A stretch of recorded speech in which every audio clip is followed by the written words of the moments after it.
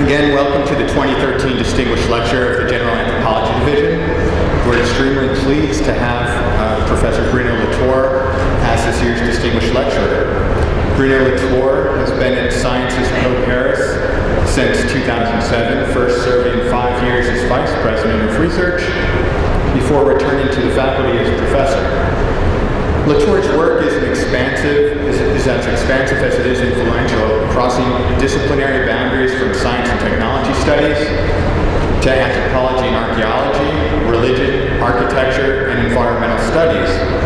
As readily as humans and objects, Latour connects into large agential networks in his actor network theory, or ANT. Professor Latour's research began with his doctoral work on, of all things, biblical exegesis. He then moved to studies of science that brought ethnography into scientific laboratory, leading to his books Laboratory Life, which he co-authored with Steve Woolgar, and The Pasteurization of France, and the widely influential book Science in Action. Not satisfied with actor networks theory as it stood at the time, and the social turn of which ANT was a significant contributor in science and technology studies, Latour remade ANT in Reassembling the Social, arguing that the social and society represented the same kind of black boxes in the social sciences that the social term in STS would attack in the realm of technoscience. Latour proposed that society entails a concrete set of relationships that are reassembled in particular ways that vary across contexts like law, religion, and science. What links Professor Latour's studies of religion and science, perhaps, is his ongoing interest in regimes of truth, which led to his reworking of ANT and Reassembling the Social, and to his studies of modernity in his book, We Have Never Been Modern, that challenges the reality of modern dichotomies that separate nature from culture and humans from objects. And his most recent volume, An Inquiry into Modes of Existence, which is part of another session that Professor Latour will be participating in tomorrow afternoon in this room as well, here at AAA. And so it's my pleasure to introduce the 2013 General Anthropology Division's Distinguished Lecturer, Bruno Latour, speaking on what is a recommended dose of ontological pluralism for a safe anthropological diplomacy. Bruno?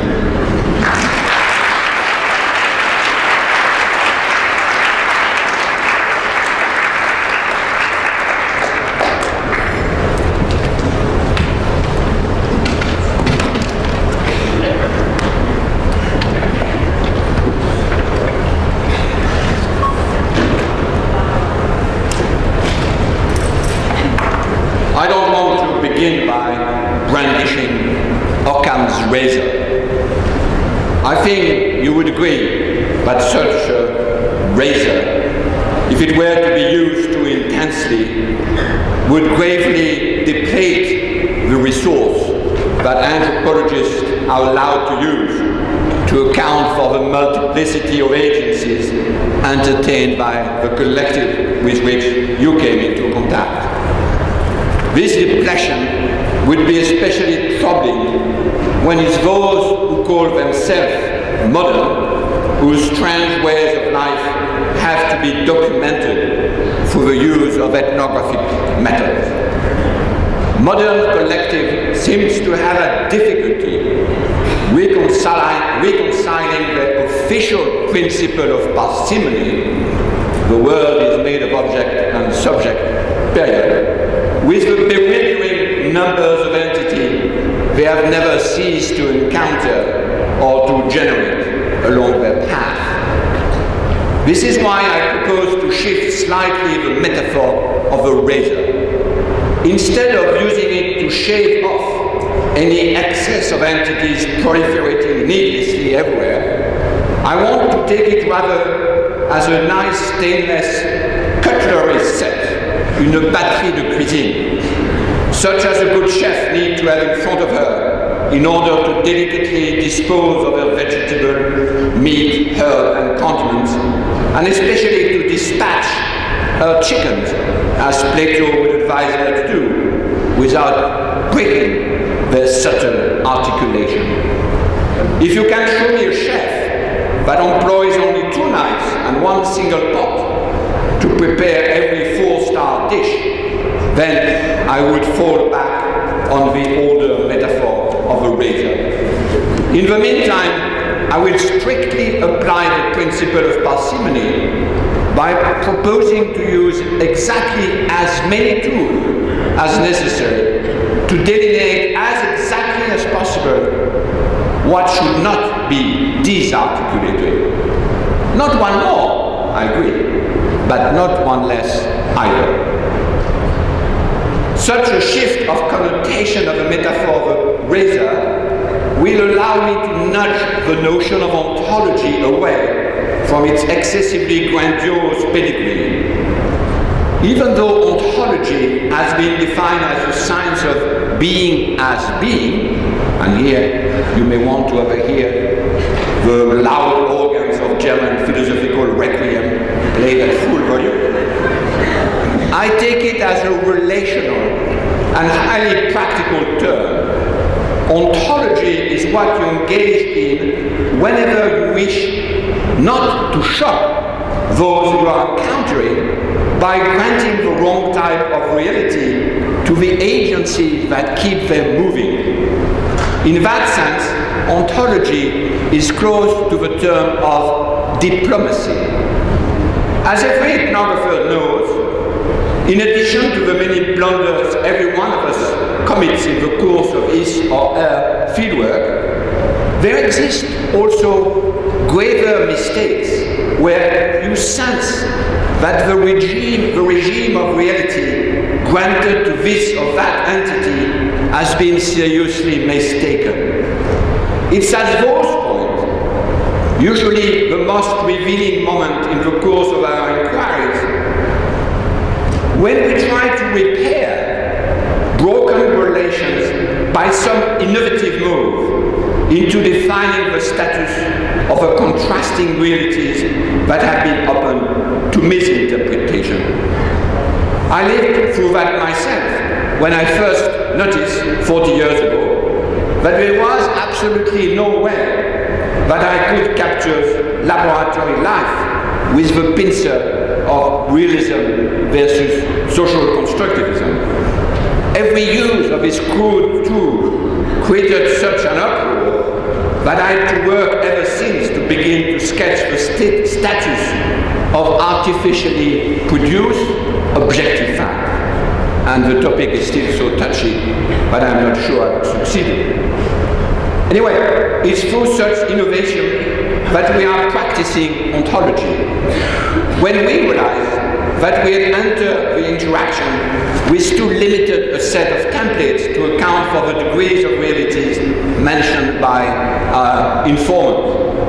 And then when we realized that it might be why they reacted with shock.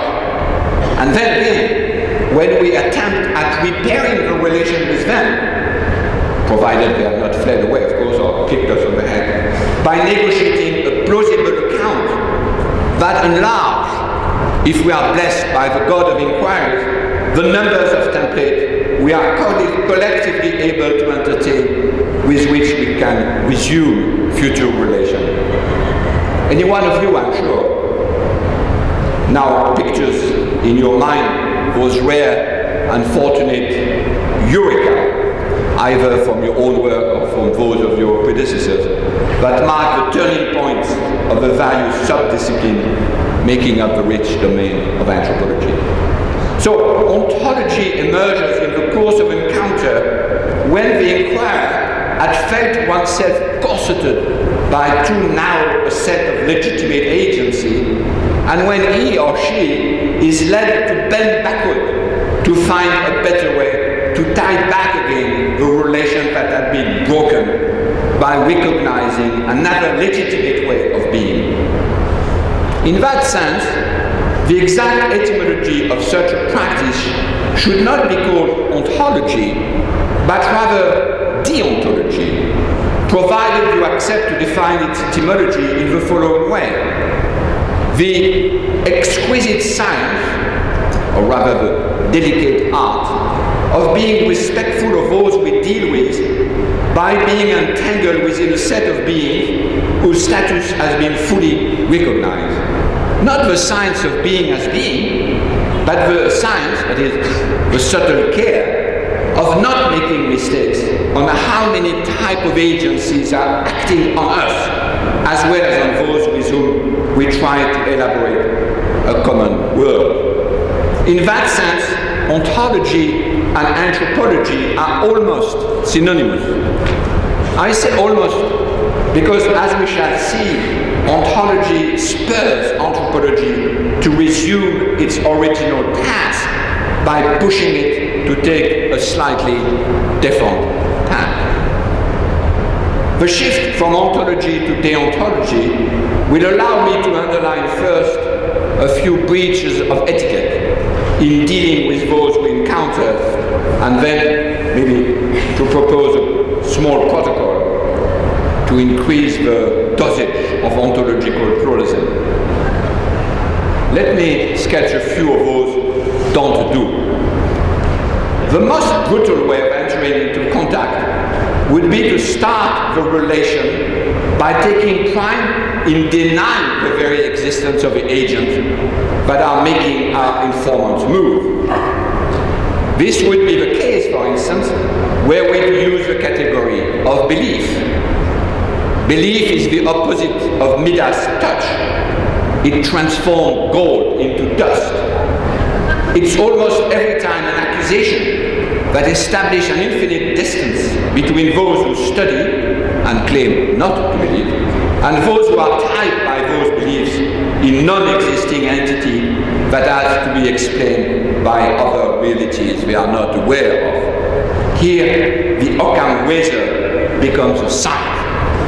Such a slash and burn strategy has been very efficient in extending the modernizing frontier, but in terms of deontology, it has not taught one thing to the analyst, or rather the conqueror, since the number of templates to account for reality has not been increased by one single item. Simply the world has been populated with even more ignoramuses that are still clinging to their mistaken and archaic ways until they realize how wrong they are. Although no anthropologist worth salt would indulge in such an asymmetric relation, it might not be unfair to say that many sociologists, especially if they are of a critical mood, will take this type of engagement as the best proof of their scientific status.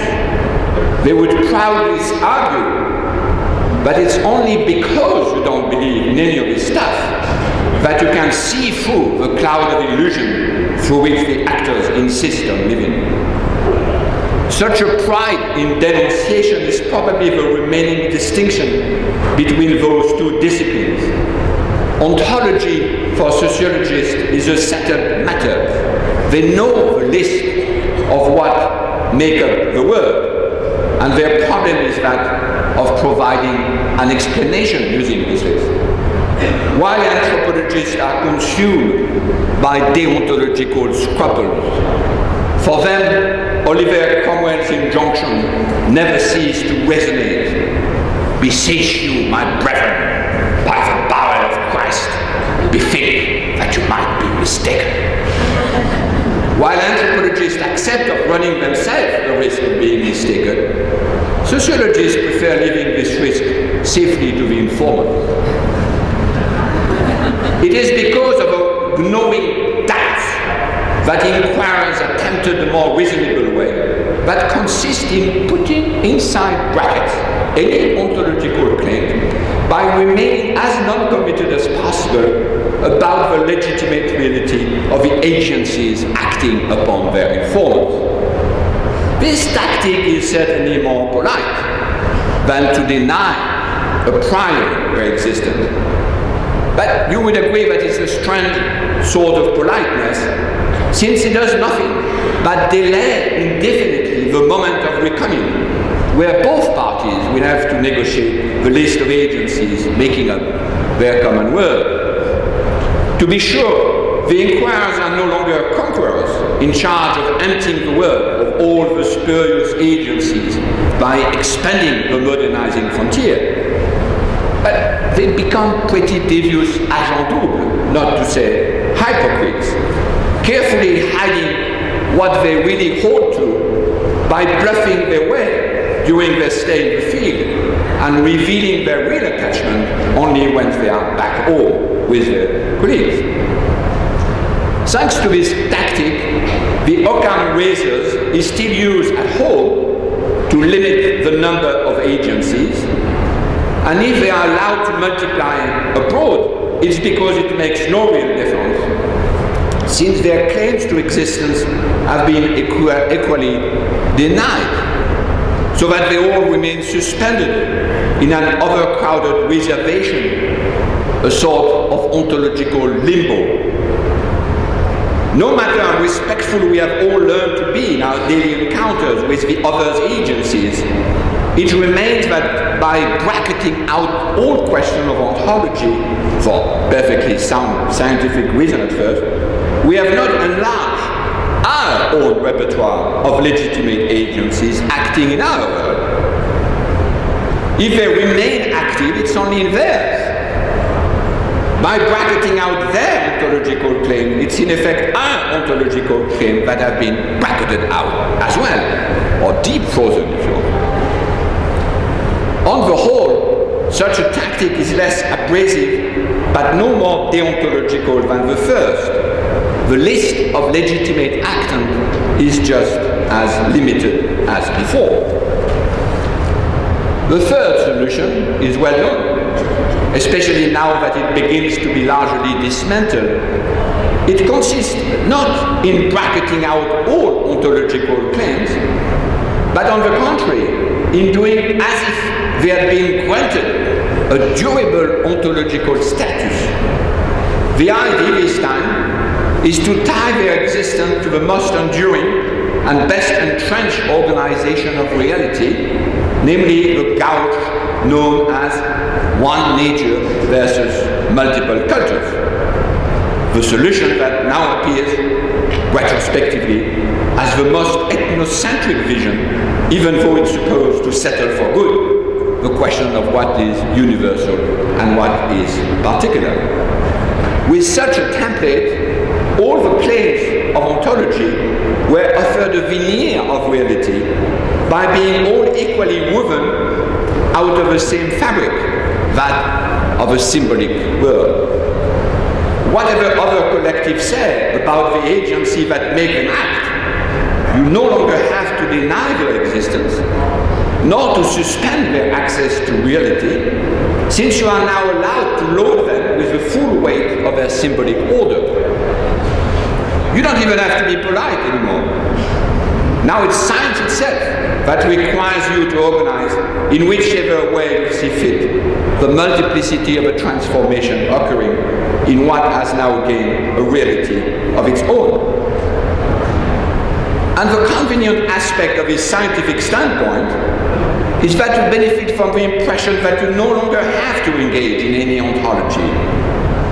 While the ways of life of billions of people are sucked into the most provincial format, according to which there is one nature and very many different cultures, you may have the impression that no violence whatsoever has been done to them. You may simultaneously possess all the universality you wish and all the multiplicity you need, without having to negotiate afresh any of the claims about what the common world is made of. So smooth has been the back and forth movement of Occam's razor.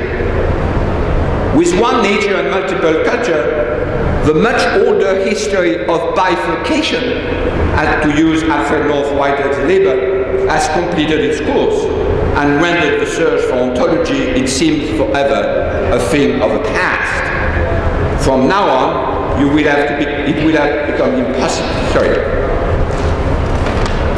One page is missing here. This is a big one. This is Marshall machine as apparently. Oh, no, sorry. Sorry, it's not your fault, Marshall. From now on, you will have to choose either scientific status or ontology. I have it. Thank you. See, there is another agency making me speak. Otherness will always be defined according to a symbolic format. As far as nature is concerned, there is no otherness to be considered. We know for good what the world is made of.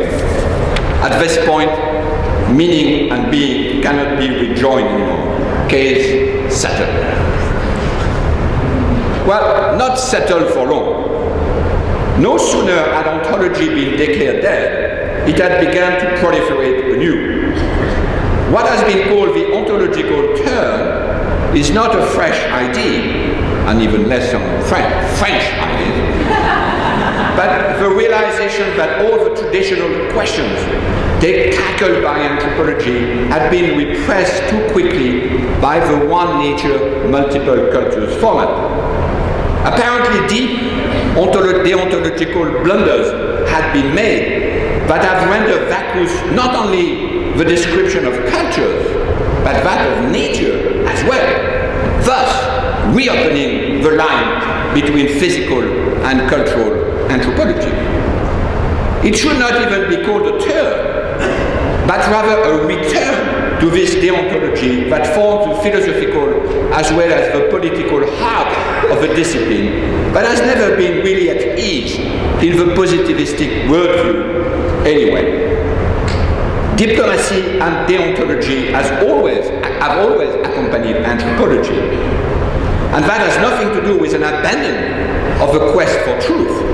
Quite the opposite. With deontology, the requirements for speaking truthfully about the others are increased, because those requirements now have to apply symmetrically to all those who are attempting to compose the common world. For such an encounter, neither the universality of nature nor the multiplicity of culture could do the job.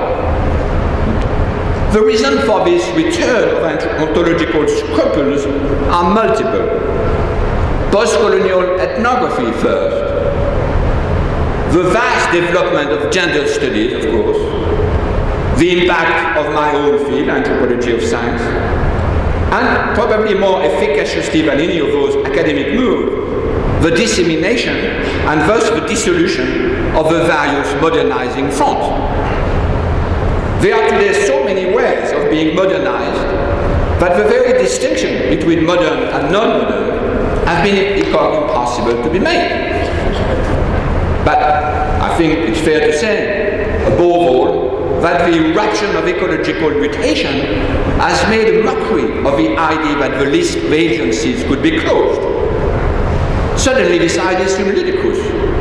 And ludicrous also the pretension that we had learned how to address those agencies in the right tone without shocking those they push into action. Any convenient distribution between what is universal and what is multiple is now up for grabs. When Eduardo Vivero de Castro began to speak of multinaturalism, the earth began to tremble.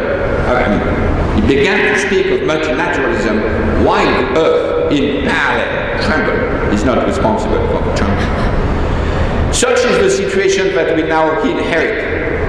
With those tremors, older questions have resuscitated. Actually, it would have been amazing that at the time of the Anthropocene, this most unstable of concept, anthropology could emerge unscathed inside its older disciplinary boundaries. Whatever the reason of its return from the dead, it has become simultaneously impossible to close the list of entities making up the common world and to find a shared way to establish the list of entities. This is why I'd like to present a very specific setup where the question raised by such a list could be reopened. I call it an inquiry into modes of existence. The very simple idea is to offer a larger dose of ontological pluralism, or to take up my earlier metaphor, to transform Occam's razor into a cutlery set. The main limitation of the old settlement, what could be called the Object-Subject Operating System, OS for short, was to submit any agency to the same trial by asking, are you an object or a subject? Question which in effect meant, are you real, that is objective, or simply subjective or symbolic? Not surprisingly, each entity thus addressed appears skewed, vague, lame, uncertain of its status, in a word, embarrassed. Although not an anthropologist, it's Whitehead who has best defined the implausible result of such a trial when he wrote, and I'm quoting, "What am I especially protesting against is the bifurcation of nature into two systems of reality, which, insofar as they are real in different senses.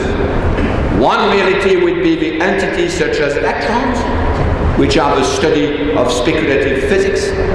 This would be the reality which is there for knowledge, although in this theory it is never known. For what is known is the other sort of reality, which is the byplay of the mind. Thus there would be two natures. One is the conjecture, and the other is the dream." End of quotation. Exactly what happens, as I said at the beginning, when you commit a deontological mistake and fail to detect what is the exact template with which to qualify, to welcome, to house new beings. What would you think of a collective that would offer no other reality to those who make it act than of choosing between conjecture and dream?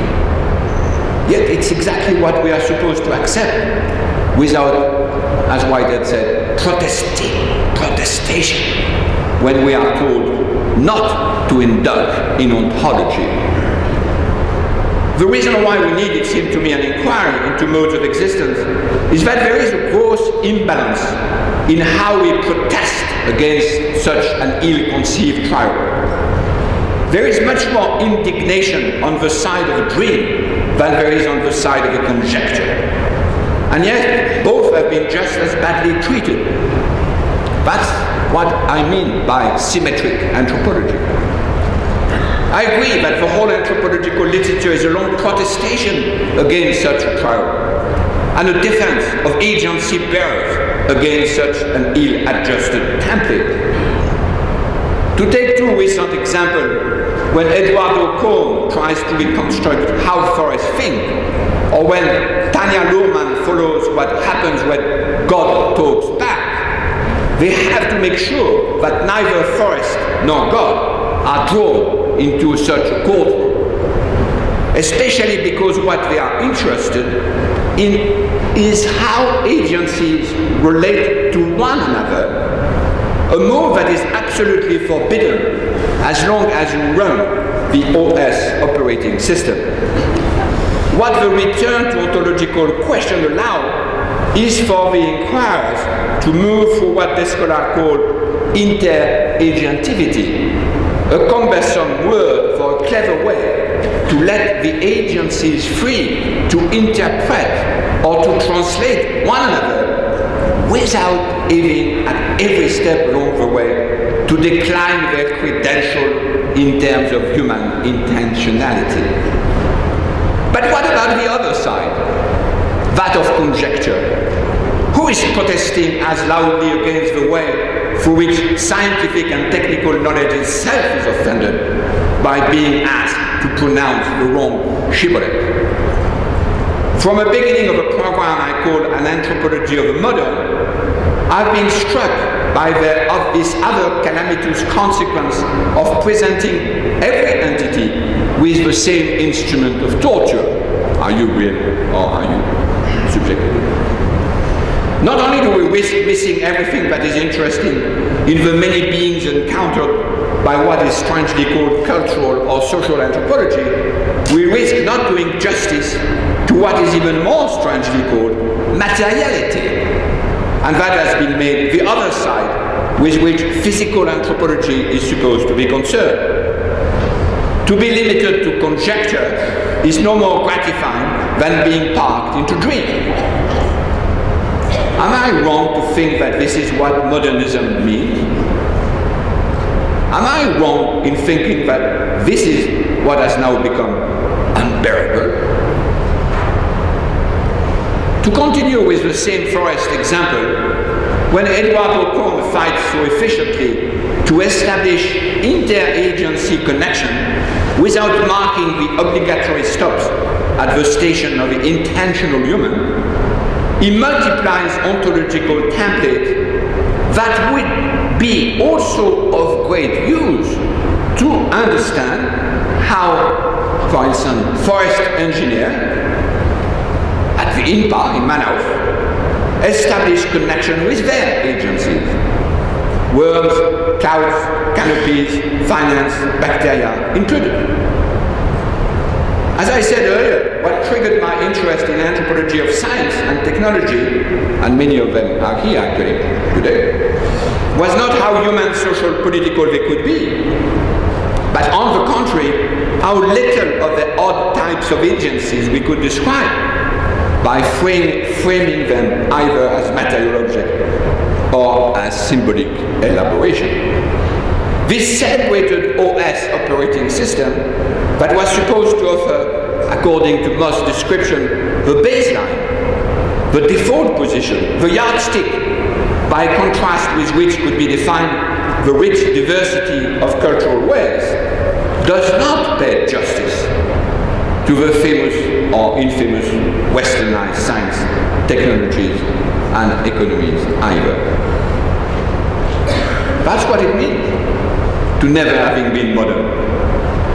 The baseline that was supposed to be so clear-cut that it was used to mark the border in Moss University between departments of physical anthropology and their cultural counterpart, renders first materiality incomprehensible.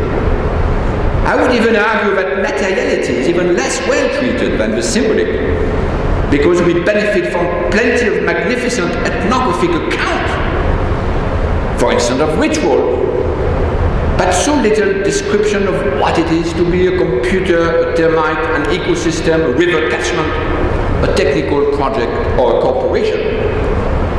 Those colonial objects have not been as decolonized as those colonial subjects.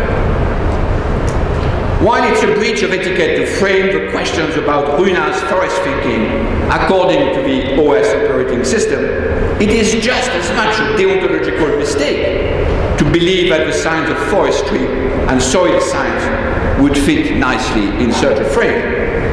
In both cases, the one that we no longer call pre-modern and modern, beings and meanings could now be stitched together without having to be broken down through the intervention of a speaking intentional human. It is actually this odd figure, invented in the 17th century, that generates both the conjecture and the dream, and the very idea that there are two sides, that they have bifurcated, or that they should be reconciled. Hence, the necessity of modifying the baseline, the default position, from which I think we still tend to evaluate and gauge all of the entity. In the same way as the trope of an object facing a subject has disappeared, has also disappeared the idea that the science of anthropology was facing its subject matter. All collectives have been thrown into the same pot, striving to decide how to survive with or against one another. This is not the moment to limit too drastically the number of legitimate agencies, since the chance of diplomacy depends on the new configuration that we can establish among those agencies. It's not only from the dream, that we should wake up, but from the conjecture as well. No question is being clarified by giving role to what could be called the OS human operative. The focus of attention should drift toward the trajectories of action, trajectory for which another operating system, it seems to me, is to be devised. And that's where things become really interesting. If humans are pushed gently off stage, it's not because they have been reified, objectified, or naturalized. It's simply that they are traversed by agency that don't have them as their only target, and that don't have them as their origin point. Exactly the move that had been impossible when any flight away from a dream led you immediately to the conjecture and vice versa. This is where lies the crucial new insight. It's not that ethnographers have moved beyond object and subject, or beyond nature and culture, despite the famous title, which would mean along the same gradient, as if by mixing conjecture with dream, you had gained any better access to reality. There is no beyond, but there are lots of before, beneath, elsewhere, up, down, in, and a lot of away and within. In spite of its etymology, there is no reason why anthropology should be anthropocentric. It simply means that the discipline is especially interested in some of the meeting point between those agencies and some of the varying historical figure called humanity. But those figures vary. We have today a good illustration when, because of a new twist in geostory, or geohistory, as Chakrabarty said, former humans, or rather now Terrians, have to learn to present themselves as a geological force. Quite a new guise that you absolutely cannot register as nature, nor as culture, nor as any combination of both. To conclude this lecture, I'm afraid I have to shift from those grandiose and apparently abstruse questions to a very humble, practical, and empirical setup that I've imagined to render such a deontology operational. Quite a fall, I'm sorry. During the last quarter of a century, I've attempted quite systematically to increase the numbers of templates by which the so-called modern account for themselves. Not, to be sure, in their official representation, they remain staunch adepts of the OS operating system, and they will swear that they are obedient naturalists. But by looking for the many occasions where they express dissatisfaction with such an official view of themselves, what I think I've documented are, to use Whitehead's expression, the protestation by which many different people protest that a skewed template is being used to account for the mode of existence of the agencies that are most attached to them.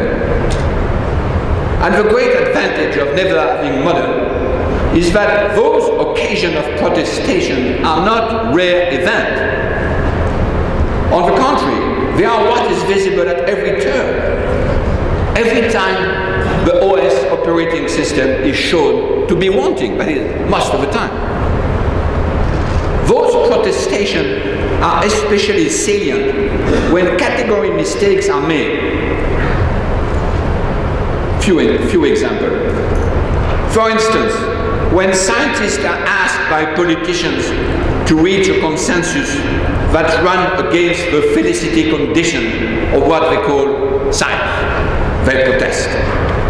When politicians are summoned to tell the truth according to a yardstick of transparency and honesty that would make them, in effect, lie according to their own truth condition, they protest, but silently, because politicians are not supposed to even be interested in truth. Even though they have the truth, they don't dare say it. When psychiatrists are requested to choose whether a drug acts biologically or psychologically, dream and conjecture, whereas they feel that the mind-body template is totally ill-adjusted to the task, they protest.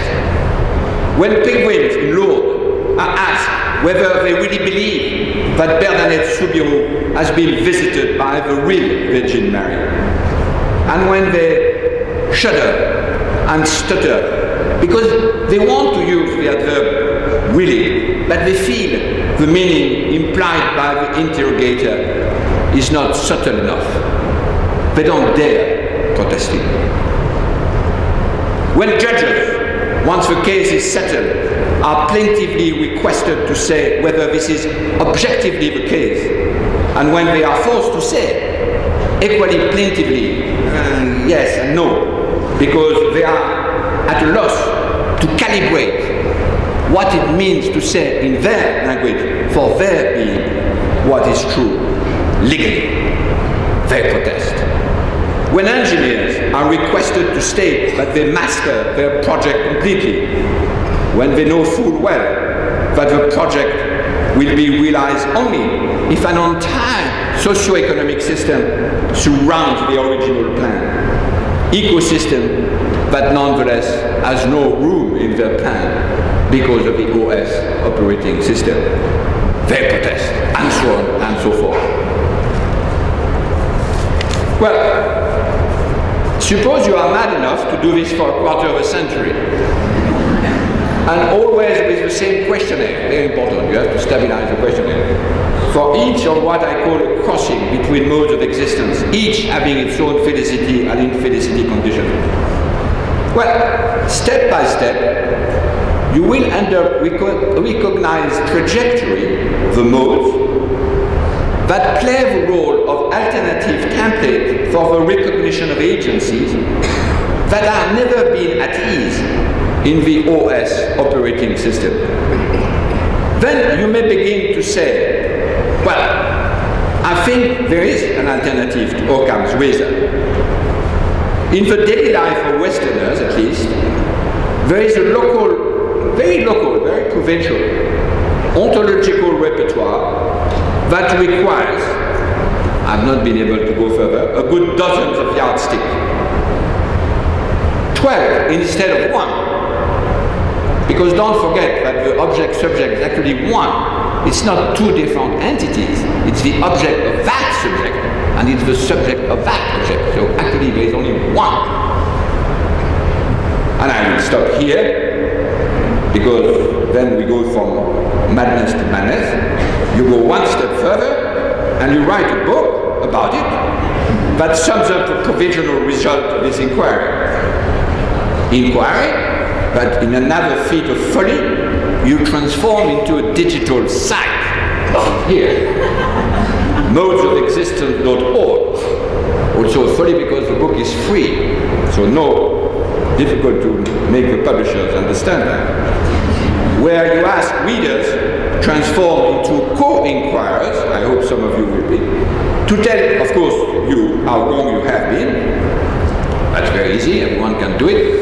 And thank you for some of you here who already have done that. Or, this is still a possibility, who accept to join you in negotiating the term by which the former modern, ci-devant modern, could present themselves to the former others, while the pressure of ecological mutation, what I call the eruption of Gaia, is rendering all of their older conflicts, leagues, and associations slightly obsolete.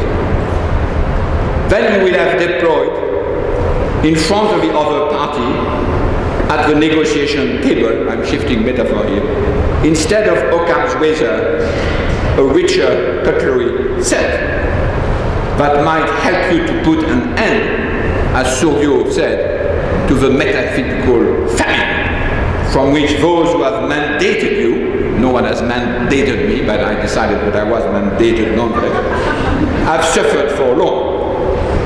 Well, the chance, of course, of success are nil, but I think it's a good chunk of what the anthropology of modern could be. Thank you very much.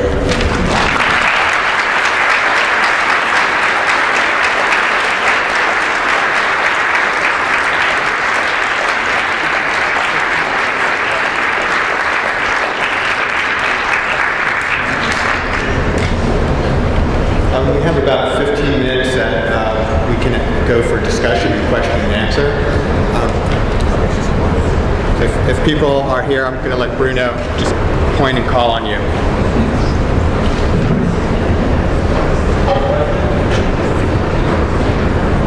So this is a big room, it's difficult. I'm supposed to see the people? You don't want to do that? Because it's complicated for me. Okay. Raise your hand if you have questions. Well, maybe I will give a few instructions on the site. Because I need collaborators and co-inquirers. So, sorry? So the book is free. It has exactly the same. It's also interesting as an experiment in academic publishing. It is exactly the same format as the paper book, same layout, same font, same pagination, and you need, which is not the case here, a quick Wi-Fi, I mean fast. You have a book on one of the columns with the chapters, sub-chapter exactly the same thing, and then on the column, the next column, vocabulary, you have a sort of glossary plus index, which is the two function which is made, which is about a third of the book itself, with lots of other explanation. And then on the documentation column there, you have masses, all the former footnotes, but vastly expanded. So you have, for instance, a film by Lucy Schussman. You have lots of things from Vivero de Castro, Descola, Lemonnier, all sorts of things, just sticking to the anthropological literature, which are associated with the text and which don't figure in the book. And the new thing is that the last column is called contribution. The contribution, not commentary, because we are not so interested in commentary that say Latour is a madman, Latour has not read Heidegger. I was in Marshall Sanin's library this morning. Okay, I'm in ignorance, but it's no use telling me, I know that. What we are interested is in people bringing in this protestation, I mentioned in the paper, or saying, yes, you might be right on the protestation, but your account of it is rotten, and I have a much better way of doing it. That's what we call contribution. The contribution appears in two lights. The one which are the shadow are the ones that you make for yourself. And when you are interested in sharing them, you send them to a group of live people, my friends and collaborators from different fields, who are editing and helping you make the contribution part of the book. And then, at the end of the project, we actually rewrite part of the book according to the transformation which has been made by the community of co-inquirers. That's what I call diplomatic anthropology. We share the task of producing the inquiry, and of course with the difficulty that it's an inquiry which is highly focused and yet very open, which is a bit of a contradiction, but science is like that.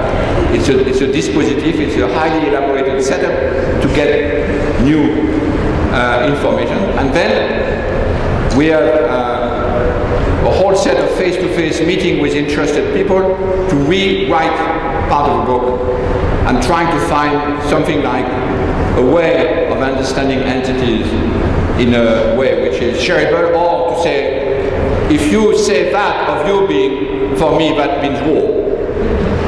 And that at least we establish. So, hello, nice to see you. Is the network, the ontological space, number one, that we're talking about? Secondly, have there been any results in the online version of the book that have surprised you in terms of the collaborative network that you're building the modes of existence? So the question was, the first question was about network. Yes. Well, it's not a network study, it's a different tack, right? But it's compatible. you want to establish a deontological space. That would be the Right. lower left-hand corner of your plan. So the question is, did we get any surprising result? Well, we got a lot of surprising result in the face-to-face interaction that we have organized for a year and a half. So far, the contribution is just coming, but it's quite difficult to understand how the site works, even though we like to have built a sort of safe place, with a good font to fill, trying to get out of a click, click, click, click, click, indefinite openness of the web. We have not yet succeeded very much in getting the right contribution so far. But the contribution is mediated, and it goes in parallel with face-to-face interaction. We're experimenting something which I don't think has ever been done. So we are, of course, at the middle of the project. So it's not a network study. It's compatible with actor network, but it's a different tack. It's trying to re-describe differently. And what we are most interested in is the site where the protestation about the way we understand the beings that count for those who are acted by them is the most pregnant. And where the description, the bricolage description I propose is clearly completely wrong. And that we had many examples already, and we have actually lots of planned meetings during the whole year of 2014 to rewrite large part of the book. Marsha. Could you tell us the difference between agent and cause? Agents normally are things that do things for reasons or intentions. But how could you say that of inorganic things that you call agents? But the organic thing what? How can you call the inorganic things agents which have no reasons or intentions? Oh, that's precisely why agency is much wider than having an intention. Well, first intention is a difficult thing. Here it's a Whitedian argument that agency is the larger term for all sort of trajectory. Some of them have been traditionally seized as causality, which was the first beginning of your question, if I understand. But causality is a very limited way of understanding even causal relations. And we don't forget that the whole symmetric argument is that when we try to oppose intentionality to causality, we treat badly causality as well. So stones are very badly treated when we treat them as being causal. It doesn't mean that they have intentionality. It means that they have all sorts of different modes of existence. One of them, very important, the one that has been extracted, I think, by Whitehead, called in this project reproduction, which has nothing to do with causality either. And the great bifurcation of nature, causality is a term of a conjecture. But if you now talk with geologists, causality will not be the way to house safely and comfortably stones. So stones are as badly housed into causality as many other things which the naturalization of human culture has done. That's my point, is that we should be symmetric on both sides, conjecture and dream. But that's of course the Whitedian movement here. But for that you need a mode of existence which is original, which is not to be confused with nature, which is not to be confused with causality, which is here is called reproduction.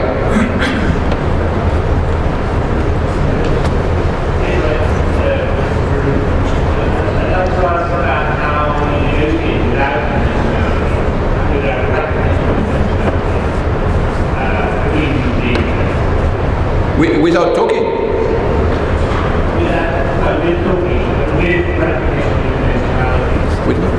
How do you negotiate without recognition of intentionality? I wanted to know Yes. how you have a negotiation which isn't involving human intentionality. But intentionality is extended in this argument to a lot of other things than human. I mean, intentionality is not a property of human. Intentionality is a general cosmic character. I mean, everything endures, to use Whitehead term. Enduring is a very pretty powerful form of intentionality. This thing has a pretty strong intentionality. It lasts. Lasting is a pretty important intentionality. What are the conditions of recognizing Now that's a good question. That's when things become interesting, is when there is a protestation about it. So we had this discussion in one of the mood here with physicists the other day, because of course the interesting is to talk with physicists about that. And the place where you hear the protestation is when they say, well, in principle we could calculate, but in practice we cannot. And I say that's really interesting, because to be able to do something in principle but not in practice means that you are framing your experience of physics as physicists in the conjecture metaphysics. Okay, now let's try another one. Let's try a way to grant its own mode of existence to, for instance, things which is usually called by physicists force. Of course, force have no intentionality in the sense of penguin or trout, but we don't need that. We just need you to get away slightly when you say, I'm here in principle but not in reality. It means something else is inserted into your argument, and that is something else, which is a protestation. So the negotiation, this is a good question, the negotiation is impossible if there is no protestation of experience which is articulated here. And that's what we try to gather, crossing after crossing. Every time there is a protestation when a practitioner says, I'm not at ease here because I have to use two different templates, the task is to say, well, maybe if you are not at ease, it's because another template might be better fit here. What if you would accept the difference between reproduction and reference? Causality is a term of reference. Causality is what reference means, because it maintains a constant throughout a series of transformations. Would you accept that? And then the physicists say, no. If you ask me to do that, I'm no longer a physicist. And he said, in my tribe, this means being put to death. I say, fine. Here we have a nice borderline. It's diplomatic, it's perfectly understandable. Here you understand, if you ask me to do this for physicists, I die. But then the biologists who were there see no problem with the argument, because their problem is to get out of a strange sociology which has been imported in biology under the name of organism. So they are very interested in finding other modes of existence for organism than the traditional sort of sociology we have imported. Most of biology is actually importing model from social sciences. So this is why the negotiation has to be very carefully delineated. It's slow, it takes time, but I think it's very interesting. Other questions? Okay, well then I'd like to thank Professor Latour for being the distinguished lecturer.